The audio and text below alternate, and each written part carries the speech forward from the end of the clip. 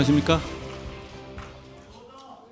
예, 법무부 장관 한동훈입니다.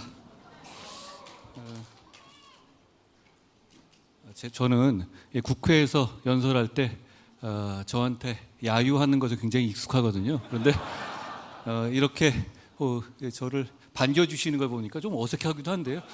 기분이 참 좋습니다. 예.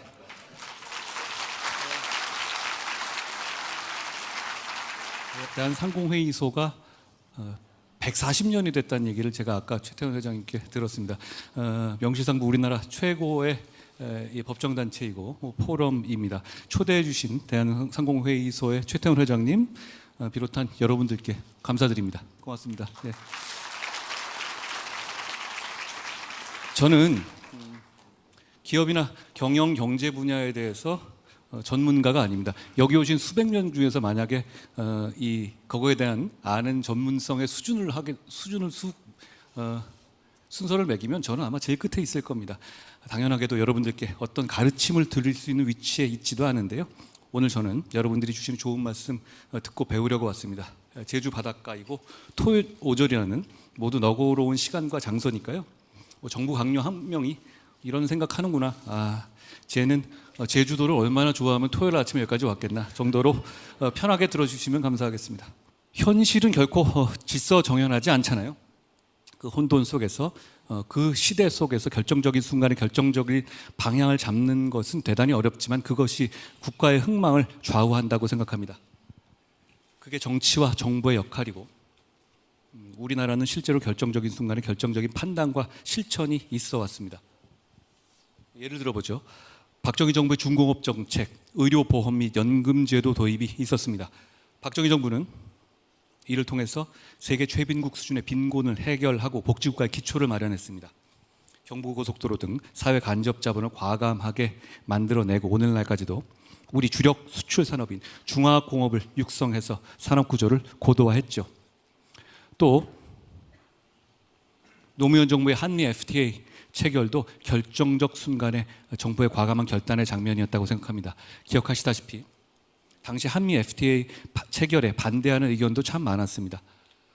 하지만 2012년 한미 FTA 발효 후에 10년이 지난 지금 한미 FTA는 우리나라를 세계 무역 순위 6위라는 무역 강국으로 만들어 놨습니다. 이외에도 여러 가지 결정적인 정책들이 있었죠. 하지만 저는 오늘 1950년에 이승만 정부의 농지 개혁에 대해서 얘기하겠습니다. 개인적으로 저는 1950년의 농지 개혁이야말로 대한민국이 여기까지 오게 된 가장 결정적 장면 중 하나였다고 생각합니다. 물론 전적으로 이거 하나 때문만은 아니었더라도요. 만약 이게 없었더라면 대한민국은 지금과 많이 다른 나라였을 거라고 생각합니다. 대한민국 정부가 1948년 8월 15일에 수립될 무렵에 우리나라는 압도적인 농업 국가였습니다. 무려 전 국민의 77%가 농민이었으니까요. 남한은 더더욱 그랬죠. 그러니까 자연스럽게 당시 우리나라가 직면했던 가장 큰 문제는 바로 농지 소유의 불균형과 소작농 문제였습니다. 우리나라 전체 농지 65%가 소작농지였고 전체 농가의 86%가 소작농이었다는 통계도 있습니다. 농민, 즉 국민의 대부분이 소작농이었고 대지주가 토지를 독점하고 있었습니다. 사실 이건 우리만 그랬던 건 아니고요. 신생 농업국가 모두가 마찬가지 상황이었죠. 이런 시대적 난제에 대해서 이승만 정부가 내놓은 답이 바로 농지개혁이었습니다. 대지주들이 소유한 농지를 소작농들에게 유상으로 분배해서 대지주를 없애고 국민 다수를 자영농으로 만드는 거였죠. 지금 생각해봐도 현실적으로 그게 되겠어 싶은데 실제로 그렇게 됐습니다. 우리 모두 알다시피요. 이 농지개혁으로 수백 년의 지배 계급이었던 지주 계층이 한순간에 소멸하게 됐습니다. 농업 국가에서 대주주, 대농장이 하루아침에 사라져 버린 겁니다. 그것도 폭동이나 소요 사태도 없이 평화적이고 합법적인 방식으로 말이죠. 게다가 우리 모두 알듯이 그때는 테러와 암살이 횡행하던 폭력의 시대였잖아요. 이후에 우리 역사에서 대지주와 소작농이 대립하고 갈등했다고 한번 가정해 보시죠. 농민 게릴라가 아직도 있는 라틴 게릴라들, 라틴 아메리카 나라들처럼 말이죠. 필리핀이나 브라질 등 다른 나라와 비교해 보면 우리나라의 농지 개혁이 얼마나 굉장하고 대단한 것이었는지 체감할 수 있습니다. 브라질 같은 나라는 대지주와 소작농 간의 갈등이 현재까지도 계속되고 있고 경제 발전을 가로막는 치명적인 한계로 작용하고 있습니다. 예전에 브라질의 룰라 대통령이 중앙일보와 인터뷰를 한 것을 제가 지면에서 본 적이 있습니다. 국토가 넓고 천연 자원이 풍부한 브라질이 아직까지도 빈곤한 이유는 룰라 대통령이 이렇게 말했습니다. 대한민국과 달리 농지 개혁에 실패했기 때문이라고요. 1950년에 대한민국의 농지 개혁을 높게 평가했습니다. 사실 제가 농지 개혁이라는 부분에 대해서 관심을 갖게 된 계기가 그때 그 기사를 보면서부터였어요. 잘 아시다시피 농지 개혁은 이승만 대통령과 조봉암 농림부 장관이 설계하고 실행했습니다. 특히 이승만 대통령이 과거 공산주의 활동까지 했었던 조봉암 장관을 과감하게 중용해서 함께 농지 개혁을 이뤄냈다는 점은 이 결정적 장면을 더 빛나게 하는 거라고 생각합니다. 그리고 인촌 김성수의 역할이 있었긴 했습니다만 전통적인 대지주들이 지주 입장에서 도저히 수용하기 힘든, 한번 상상해 보시죠. 워낙에 헐값이기도 했지만 현금도 아닌 지가증권, 즉 국채로 땅을 사실상 강제로 가져가겠다는 것이었잖아요. 땅값은 오를 거고 신생국가의 국채는 신뢰할 수도 없었는데도 말이죠. 지주들이 이런 파격적인 정부 정책을 수용한 것을 농지개혁의 성공 원인으로 보는 시각도 있습니다. 일각에서는 당시 대주주들이 농지개혁에 협력한 것을 두고 어쩔 수 없는 상황론이었다고 폄훼하기도 합니다만 농업국가에서 대지주들이 신생정부가 발행한 믿을 수 없는 지가증권을 받고 땅을 내준다는 거 아무나 할 수 있는 일 아니었다고 생각합니다. 우리와 비슷한 농지개혁을 시도했던 필리핀 같은 나라에서 대지주들이 어떻게 개혁에 저항하고 아직까지도 대지주들이 건재한지를 한번 생각해 봐 주시죠. 말이 나온 김에 이승만 정부의 농지개혁에 성공한 비결을 알기 위해서 당시의 농지개혁 제도의 디테일을 한번 살펴보겠습니다. 악마는 디테일이 있다고 하잖아요. 여담입니다만 여기 계신 기업인들이야말로 디테일의 장인들이시고 정부도 그걸 배워야 한다고 생각합니다. 당시 농지개혁 방안의 핵심은 디테일은 낮은 매입 가격과 분할 상환에 있었습니다. 소작료가 당시에 50%에 달했는데 그 시절에 1년 소출의 30%씩 5년만 납부하면 토지의 소유권을 완전히 취득할 수 있도록 한 제도였거든요. 이런 조건이니까 당연히 이 매입 권한을 포기할 만한 사람은 별로 없었죠. 원래 내던 소작료보다도 적게 5년만 내면 그냥 내 땅이 되는 건데 이걸 왜 포기하겠습니까? 농민들에게 매우 유리한 조건이었고 이런 조건 때문에 이 농지개혁이 성공할 수 있었다고들 합니다. 농지개혁은 6.25 전쟁 직전 대부분에 마무리됐는데요.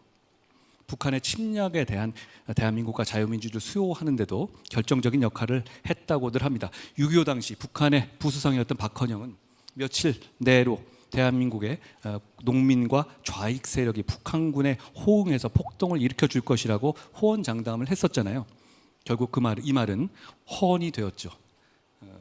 많은 사람들이 그 원인은 이 농지개혁 덕분이라고 얘기합니다.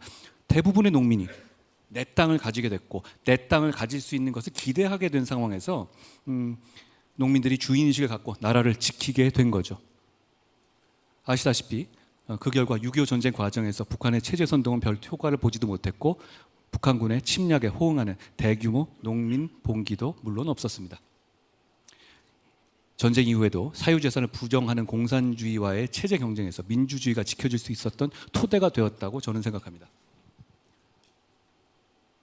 농지개혁으로 우리나라에서 대지주 계층이 소멸하게 되니까 이제 농지개혁으로 생긴 그 여백과 진공의 공간에 기업인들의 활동 무대가 열렸습니다.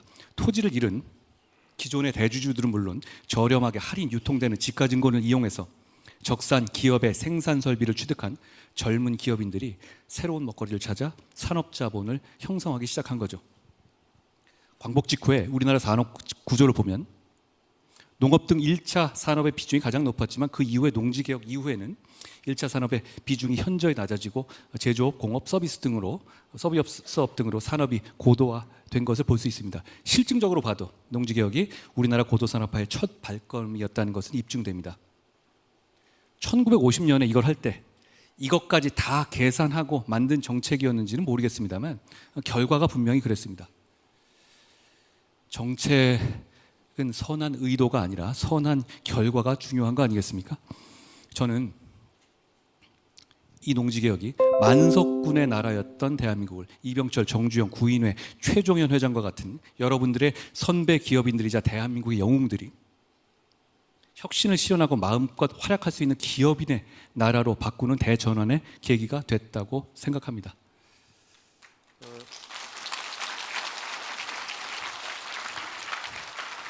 토지 분배와 경제 성장률의 관계를 알 수 있는 자료를 한번 보시겠습니다.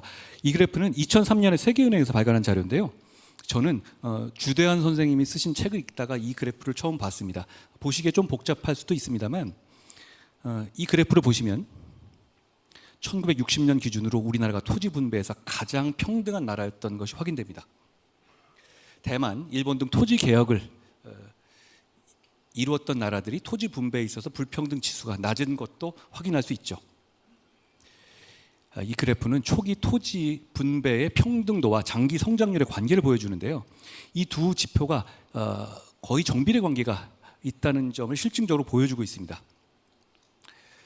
통계적으로도 실증적으로 봐도 대한민국 정부 수립 초기의 과감한 농지 개혁과 분배 정책이 우리나라 장기 경제 성장의 토대를 만든 100년 대계가 된 겁니다. 반대로 농지 개혁에 실패해서 여전히 대지주 위주의 농장 경제, 대농장 경제에 머무른 나라들은 경제 성장에 실패했죠. 페루, 아르헨티나, 과테말라, 파라과이 등 중남미 국가들 비롯해서 토지의 소유가 대지주에 집중됐던 국가들은 40년 동안 거의 성장하지 못했거나 마이너스 성장을 한 걸 알 수 있습니다. 물론 이런 오랫동안의 역사를 하나의 통계로 설명할 수는 없겠습니다만 의미 있는 지표인 점은 분명한 것 같습니다. 광복 직후 우리는 공산주의와 민주주의의 대립 등 내부적 혼란뿐만 아니라 6.25 전쟁까지 수많은 어려움을 겪었잖아요. 그럼에도 정부는 과감한 제도 개혁으로 사회와 경제 발전을 위한 제도 인프라를 구축하는 데 성공했다고 생각합니다. 당시 이승만 대통령과 조봉암 장관의 박력 있고 정교한 리더십이 국민의 이해와 지지를 만난 것이라고 생각합니다. 그런 지점에서 나라가 발전할 수 있다고 저는 생각합니다. 이런 농지개혁처럼 지금의 우리 정부도 제도를 개혁하고 사회 구조를 개혁해서 국민 여러분들이 행복한 삶을 누릴 수 있도록 하는 토대를 만들고 바로 여러분들 같은 기업인들이 자유롭게 창의와 혁신을 펼칠 수 있는 토대를 만들어야 한다고 생각합니다. 거기에 더해서 기업인들을 시장 외부의 부당한 공격으로부터 단호하게 보호하고 시장 내부의 룰을 반드시 지켜질 수 있게 하는 것이 정부 정책의 핵심일 겁니다. 우리 정부는 그 부분에 중점을 두고 열심히 하겠다는 생각 갖고 있습니다.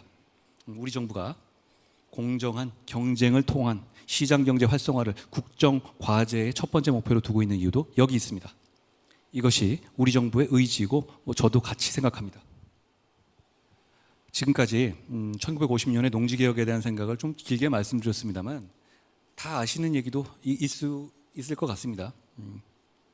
결정적인 순간에 정부의 결정적인 올바른 정책적 결정이 번영의 토대를 마련했다는 생각을 하면서 더욱 정부의 중요한 임무를 맡고 있는 사람으로서 책임감을 느낍니다.